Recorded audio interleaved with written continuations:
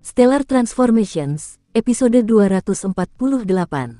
Untuk melihat video selengkapnya, sahabat bisa kunjungi playlist yang telah disediakan.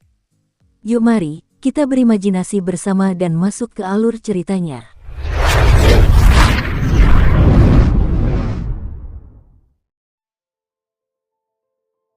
Qin Yu melanjutkan perjalanannya tanpa henti. Dia tidak pelit soal ongkos perjalanan. Setelah 3 hari, Qin Yu tiba di planet inti klan binatang alam iblis, Bintang Awan Giok. Bintang Awan Giok, sebagai planet tempat Kaisar Iblis Sapi berdiam, memiliki kedudukan yang sangat tinggi di benak penduduk alam iblis. Pada saat yang sama, terdapat juga banyak ahli tingkat Kaisar di planet ini. Dari 36 bintang surgawi dan 72 bintang dewa di bawah Kaisar Iblis Sapi, banyak di antaranya berdiam di planet ini. Terdapat 5 kota besar di Bintang Hijau Giok. 4 kota terletak di 4 arah yang berbeda dan kota terakhir terletak di tengah-tengah keempat kota besar tersebut. Kota ini disebut Kota Kekaisaran. Orang biasa sama sekali tidak diperbolehkan menginjakkan kaki di Kota Kekaisaran. Di dalam Kota Kekaisaran terdapat sejumlah besar ahli. Mereka yang tinggal di sana biasanya memiliki kedudukan yang sangat tinggi. Bahkan para penjaga, yang terlemah sekalipun, masih merupakan Raja Iblis tingkat 6. Orang bisa dengan mudah melihat Raja Iblis tingkat 9 di sana. Meskipun dinyatakan bahwa orang luar tidak diizinkan masuk, Qin Yu telah tiba di luar gerbang kota timur Kota Kekaisaran. 2 penjaga gerbang kota timur melihat Qin Yu datang ke arah mereka. Salah satu dari mereka berteriak, "Ini Kota Kekaisaran." Mereka yang tidak memiliki papan identitas Kota Kekaisaran tidak diizinkan masuk. Pelat judul identitas Kota Kekaisaran. Qin Yu sedikit terkejut, dia sama sekali tidak tahu tentang ini. Qin Yu tidak ingin repot-repot melakukan hal seperti itu dan langsung mulai menyebarkan kesadaran abadinya. Dan tepat ketika kesadaran abadinya menembus hingga ke wilayah Kota Kekaisaran, ia dihalau kembali oleh lebih dari 10 kesadaran iblis yang tajam dan kuat. Banyak sekali Kaisar Iblis. Qin Yu terkejut, apakah orang yang datang itu Qin Yu? Sebuah suara terdengar di kepala Qin Yu. Jantung Qin Yu berdebar kencang. Bagaimana pihak lawan mengetahui namanya? Namun setelah beberapa saat, Qin Yu memahami alasannya. Dia menyimpulkan bahwa Meng Hong kemungkinan besar telah menceritakan masalah itu kepada para ahli di dalam Bintang Awan Giok. Qin Yu segera menjawab melalui transmisi suara. "Saya Qin Yu, saya ingin tahu apakah Anda mengetahui nama saya dari kakak Meng Hong?" "Haha, benar saja, ini kakak Qin Yu, mohon tunggu." "Mohon tunggu sebentar." Suara itu terdengar agak bersemangat. Kedua penjaga itu tampaknya juga diperintahkan untuk sementara tidak mencoba memaksa Qin Yu keluar dari fasilitas tersebut. Setelah beberapa saat, 3 sosok keluar dari Kota Kekaisaran. Ketiga orang ini adalah pria-pria yang sangat tegap. Men Qian. Qin Yu menatap pria yang memimpin 2 orang lainnya dengan heran. Tokoh utama dalam cerita ini adalah Men Qian, yang sebelumnya telah dikirim ke alam fana. Namun, kekuatan Men Qian saat ini jauh lebih lemah daripada Qin Yu. Ia hanyalah Raja Iblis tingkat 6. Meskipun demikian, untuk mencapai tingkat Raja Iblis tingkat 6 dalam waktu sesingkat itu, kecepatan peningkatannya sudah dianggap sangat cepat. "Haha, benar-benar kakak Qin Yu." Men Qian berjalan mendekat sambil tertawa terbahak-bahak. Begitu sampai di depan Qin Yu, dia memeluknya erat-erat. "Tuan muda Men Qian, seperti yang saya katakan, seorang ahli yang bahkan tidak tahu tentang papan nama Kota Kekaisaran bergegas jauh-jauh ke Kota Kekaisaran. Ada berapa orang lagi? Selain Qin Yu yang disebutkan Meng Hong, saya benar-benar tidak bisa memikirkan orang lain," kata pria bertubuh kekar berambut merah di sebelah Men Qian. 2 pria kekar di belakang Men Qian adalah ahli tingkat Kaisar Iblis. Terlebih lagi, mereka berdua adalah ahli dari klan Sapi. "Saudara Qin Yu, aku benar-benar tidak menyangka bahwa Qin Yu yang legendaris yang menyebabkan Kaisar Yu menderita kekalahan memalukan sebenarnya adalah saudara Qin Yu yang dulu. Aku benar-benar tidak berani mengenali saudara Qin Yu untuk sesaat. Namun, melihatmu, aku tahu itu kau," kata Men Qian sambil tertawa bahagia. Wajah Qin Yu juga dipenuhi senyum. Bertemu Men Qian, itu tentu saja sesuatu yang membahagiakannya. Adapun Men Qian, dia benar-benar terkejut. Ketika pertama kali bertemu Qin Yu di alam fana, Qin Yu sedang bersiap untuk menghadapi kesengsaraan surgawi 9 dari 9. Pada saat itu, Menqian sudah menjadi Raja Iblis tingkat 1. Namun, Qin Yu saat ini secara mengejutkan adalah seorang ahli setingkat kaisar. Dia bahkan berani bertarung melawan seseorang seperti Kaisar Yu. Bagaimana mungkin Menqian tidak terkejut? Ayo, kita pergi, istirahat dulu di tempatku. Kita bisa membahas masalah ini setelah sampai di tempatku.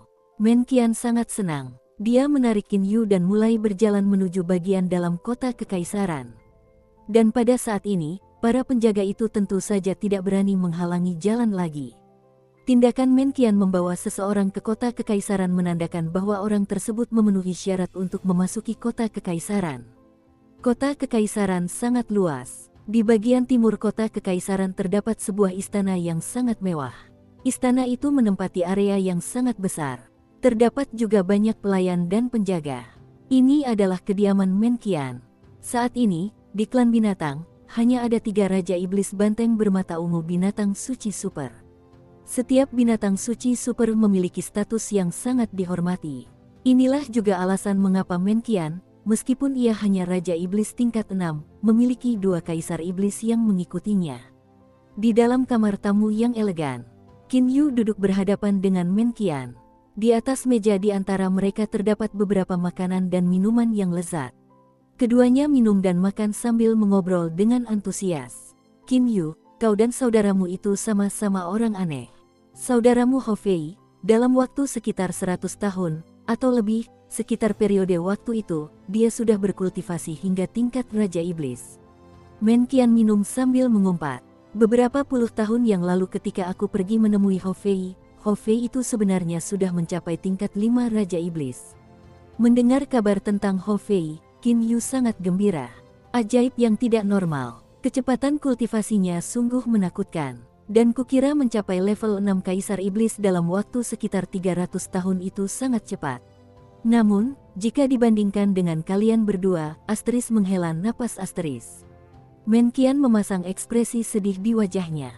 Yang paling menakutkan dari semuanya adalah kau. Menqian menunjuk ke arah Qin Yu. Saat kita berada di alam Niyang, Hou Fei dan Hei Yu naik ke alam abadi, iblis, dan setan. Saat itu, kau belum naik ke alam itu, tapi sekarang, sudah berapa lama? Kau sungguh mengejutkan sudah mencapai tingkat kaisar. Menqian menatap Qin Yu dengan kepala miring. Tingkat kaisar, Qin Yu, bagaimana kau berlatih? Aku, kata Qin Yu dengan wajah polos, hanya berlatih seperti biasa. Menqian terdiam. Qin Yu, tahukah kau berapa banyak ahli yang terjebak di tahap Raja Iblis tingkat 9 dan tidak mampu mencapai tahap Kaisar di alam abadi, Iblis, dan setan ini? Tahukah kau betapa sulitnya mencapai tingkat Kaisar? Lihatlah para penjaga kota kekaisaran. Ada banyak sekali Raja Iblis tingkat 9. Namun, bagaimana dengan Kaisar Iblis? Berapa banyak dari mereka yang merupakan penjaga? Perut Menqian dipenuhi dengan rasa sakit hati. Qin Yu tahu bahwa Menqian merasa cemburu, sangat marah. Karena itu, dia hanya bisa tetap di sana dan membiarkan Menqian melampiaskan amarahnya padanya. Namun, jumlah penjaga Raja Iblis tingkat 9 di kota kekaisaran memang sangat banyak. Adapun Kaisar Iblis, siapa yang akan pergi dan berjaga di atas menara gerbang kota? Kemungkinan besar sebagian besar Kaisar Iblis tinggal di kediaman mereka sendiri menikmati hidup mereka. Kau bahkan bukan ahli tingkat kaisar biasa saat ini. Menurut informasiku, pendekar pedang abadi tingkat 1 di bawah Kaisar Yu yang bernama Yu Qingxi pasti telah dibunuh olehmu, kan? Menqian tahu banyak hal. Qin Yu mengangguk. Seorang kaisar pedang abadi tingkat 1, aku bahkan tidak tahu kapan aku bisa menghadapi orang seperti itu. Menqian merasa sangat tak berdaya. Meskipun begitu, kau bahkan tidak akan menyerah kecuali kau menakutiku sampai mati. Kau membunuh 26 kaisar abadi di bawah Kaisar Yu sekaligus, dan di antara mereka bahkan ada dewa pedang berdarah hijau itu. Menqian membuka matanya lebar-lebar dan menatap Qin Yu. Qin Yu hanya bisa tersenyum meminta maaf. Kau sungguh mampu, membunuh 26 orang sendirian. Menqian memasang ekspresi menindas. Pendekar pedang berdarah hijau, seorang pendekar pedang tingkat 7 setara Kaisar Abadi. Sejak Kaisar Abadi Niyang meninggal, dia adalah pendekar pedang terkuat. Dia juga telah dibunuh olehmu. Menqian dipenuhi kesedihan. Selama ini aku ragu apakah Qin Yu dari alam fana dan Qin Yu yang kudengar itu adalah orang yang sama atau bukan. Qin Yu akhirnya angkat bicara. Mereka sama, sudah pasti orang yang sama. Qin Yu, katakan padaku. Aku ingat Lan Feng yang menerima atlas 10.000 binatang buas saat itu, bagaimana bisa sampai di tanganmu? Kau tentu tidak seharusnya mengatakan bahwa kau tidak memiliki atlas 10.000 binatang buas. Aku sama sekali tidak percaya bahwa kau tidak menggunakan atlas 10.000 binatang buas dan membunuh 26 kaisar abadi sendirian dan bahkan membuat Kaisar Yu ketakutan hingga melarikan diri. Kata Men Qian dengan keyakinan mutlak. Benar saja, Qin Yu memiliki atlas 10.000 binatang. Bagaimana dengan Lan Feng? Kau bicara tentang paman bela diri Lan Feng. Dia telah memberiku atlas 10.000 binatang. Ini adalah satu-satunya cara Qin Yu bisa menjelaskan dirinya. Keberadaan boneka pedang abadi adalah sesuatu yang sangat sulit bahkan baginya untuk dijelaskan. Kemungkinan besar orang-orang dari seluruh alam abadi, iblis, dan setan belum pernah melihat hal seperti boneka pedang abadi. Men Qian menghela napas dan berkata, atlas 10.000 binatang. Paman bela dirimu benar-benar rela melepaskannya. Sebagai binatang suci super, status Men Qian sangat dihormati. Karena itu, dia secara alami mengetahui siapa saja orang-orang kuat di atlas 10.000 binatang. Kakak Men Qian, kau bisa mempersilakan Cixin dan mereka masuk. Mereka pasti sudah cukup lama menunggu sampai merasa cemas. Tiba-tiba Qin Yu berkata. Men Qian langsung terkejut. Qin Yu tersenyum. Jiwa Cixin dikendalikan oleh Qin Yu. Ketika Qin Yu memasuki kota kekaisaran, dia sudah mengetahui lokasi Cixin. Setelah mengobrol sampai sekarang, Cixin dan kedua saudaranya telah menunggu di luar sepanjang waktu. Ah, aku terlalu bersemangat saat mengobrol dan lupa. Men Qian terkekeh. Kemudian dia berkata dengan lantang, Cixin, kalian bertiga bisa masuk. Cixin, Xibing, dan Xizan masuk. Tuan, kata Cixin dengan hormat. Tuan Qin Yu, ucap Xibing dan Xizan dengan hormat. Hanya saja, Xibing dan Xizan adalah binatang spiritual milik Fei Fei dan Xiao Hei, sehingga mereka tidak diharuskan memanggil Qin Yu sebagai tuan. Qin Yu tersenyum sambil menatap Men Qian. Saudara Men Qian, bagaimana Cixin dan saudara-saudaranya bisa sampai di tempatmu? Dulu, Xibing dan Xizan telah naik ke wilayah klan binatang kita. Awalnya, mereka mengikuti Hou Fei, tetapi kemudian Hou Fei menyerahkan mereka kepadaku. Ketika Cixin naik ke alam iblis, Xibing dan Xizan layak disebut saudara-saudara, mereka bahkan mampu merasakan lokasi Cixin. Jadi mereka pergi dan membawa Cixin ke sini juga. Men Qian menjelaskan dengan sangat rinci. Qin Yu mengangguk. Cixin dan kedua saudaranya adalah binatang singa es mistik dan tidak menghadapi banyak kesulitan. Namun, mereka yang sekarang, yang bahkan belum mencapai level Raja Iblis, tidak berguna bagi Qin Yu. Men Qian memaksakan tawa dan berkata, Qin Yu, Hou Fei secara mengejutkan telah melepaskan ikatan jiwa sehingga Xibing telah mendapatkan kembali kebebasannya. Oh, Qin Yu menatap Cixin dan saudara-saudaranya. Dia mampu merasakan niat Cixin. Binatang suci ini secara alami menginginkan kebebasan. Bahkan jika itu adalah iblis darah Aowuxu, dia juga telah membuat kesepakatan agar Qin Yu mengembalikan kebebasannya ketika dia naik ke alam ilahi. Baiklah kalau begitu, Cixin, mulai hari ini, kau juga bebas. Dengan sebuah niat, Qin Yu melepaskan cincin binatang spiritual yang mengikat Cixin. Cixin bersukacita. Saudara Men Qian, alasan saya datang kali ini adalah untuk mencari Fei Fei. Apakah Anda tahu di mana Fei Fei berada sekarang? Qin Yu langsung bertanya kepada Men Qian. Qin Yu dapat mengetahui bahwa Men Qian tahu banyak tentang Hou Fei. Alis Men Qian sedikit berkerut. Dia bergumam sendiri untuk waktu yang lama. Ada apa? Qin Yu merasakan ada sesuatu yang tidak beres. Men Qian menatap Qin Yu lalu berkata dengan nada meminta maaf, Qin Yu, kau ingin mencari Hou Fei. Sejauh yang kutahu, saat ini Hou Fei telah memasuki tempat rahasia. Bahkan aku sendiri tidak tahu di mana tempat itu. Tempat rahasia. Qin Yu mengerutkan kening. Oh, benar. Yang Mulia pasti tahu, kata Men Qian dengan yakin. Yang Mulia sedang pergi untuk mengurus beberapa urusan. Namun, yakinlah, saya akan bertanya kepadanya dengan mutiara spiritual transmisi saya. Mohon tunggu sebentar. Qin Yu mengangguk. Menqian berdiri dan berjalan menuju luar. Dia berbalik dan berkata kepada Qin Yu, mengenai keberadaan yang mulia, saya juga tidak yakin. Sulit untuk mengatakan apakah tempat ini dekat atau jauh, saya akan pergi ke arah air rahasia transmisi untuk mengirimkan transmisi kepadanya. Saudara Menqian, cukup tanyakan saja padanya di mana Fei Fei berada. Mata Qin Yu mengikuti Menqian saat dia meninggalkan kamar tamu. Ruang kosmik alam abadi, iblis, dan setan mengandung bahaya yang tak terhingga jumlahnya. Hamparan pasir berwarna ungu selebar beberapa ratus mil dan sepanjang ribuan mil melayang di ruang angkasa. Di atas hamparan pasir ungu itu, ular-ular bercahaya berkelap-kelip. Pada saat itu, sebuah meteorit raksasa terbang menuju hamparan pasir tersebut. Tepat ketika meteorit raksasa itu mendekati aliran pasir berwarna ungu, tiba-tiba, puluhan kilat raksasa menyambar dari aliran pasir berwarna ungu tersebut dan menghantam meteorit itu dengan dahsyat. Seketika itu juga, meteorit tersebut berubah menjadi bubuk halus. Aliran pasir berwarna ungu itu adalah semacam energi menakutkan di dalam ruang kosmik. Namun, jika dibandingkan dengan aliran emas fragmentasi kosmik dan aliran api surgawi yang sangat sunyi, aliran pasir berwarna ungu ini masih kalah.